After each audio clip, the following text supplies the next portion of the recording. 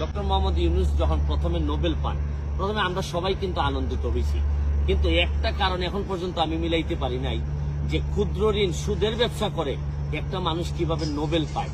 এবং আপনি আরেকটা জিনিস বাংলাদেশের বিবেচনায় আপনাদেরকে বলতে চাই, ক্ষুদ্র ঋণের ব্যবসা করে ব্যবসাতে ঋণ নিয়ে কেউ বৃহৎ হয়েছে আমার জানা নাই, অথচ ডক্টর মোহাম্মদ ইউনূসের মতো লোকরা ক্ষুদ্র ঋণের ব্যবসা করে এত বড় হয়ে গেছেন যে হিলারি ক্লিন্টনের মতো লোকের নির্বাচনী প্রচারণায় তারা টাকা পর্যন্ত তারা ব্যয় করতেছেন বাংলাদেশে থেকে। বাংলাদেশের মানুষের টাকা উনি হিলারি ক্লিন্টনের এই নির্বাচনী প্রচারণায় দিচ্ছেন এবং এটার ফলও কিন্তু উনি পাচ্ছেন।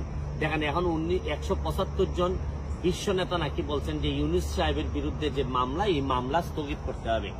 আমার জীবনে আমি কোনোদিন দেখি নাই যে অন্য দেশের একটা আইনি ব্যবস্থায় কোনো মামলা হইলে এটা স্থগিতের কোনো আবেদন জানানো যায়।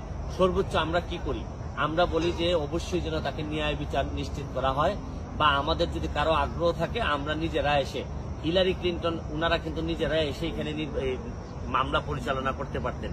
কিন্তু আমি পৃথিবীতে কোনো এইরকম সভ্য ব্যবস্থায়, সমাজ ব্যবস্থায়, গণতান্ত্রিক প্রক্রিয়ায় কোনোদিন আমি দেখি নাই যে কেউ আইসা আগেই বলে যে এই বিচার প্রক্রিয়া স্থগিত করতে হবে।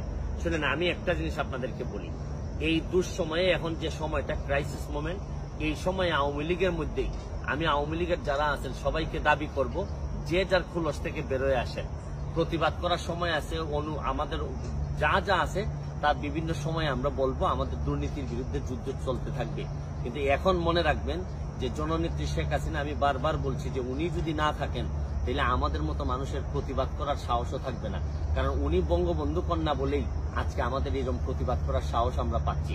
শুনেন, দেশের মধ্যে দুই দলের মধ্যে বিভক্তি থাকতে পারে, কিন্তু আরেক দলকে পরাজিত করার জন্য বিদেশের যারা, আপনারা জানেন যে এই আমেরিকা কিন্তু ইতিহাসের পুনরাবৃত্তি। 71 সালের যুদ্ধের সময় আমেরিকা আমাদের বিরোধিতা করছে, এখন যখন বাংলাদেশ যখন অন্য লেভেলে চলে যাচ্ছে উন্নয়নের দিক থেকে, তখনও কিন্তু আমেরিকা আমাদের বিরোধিতা করতেছে।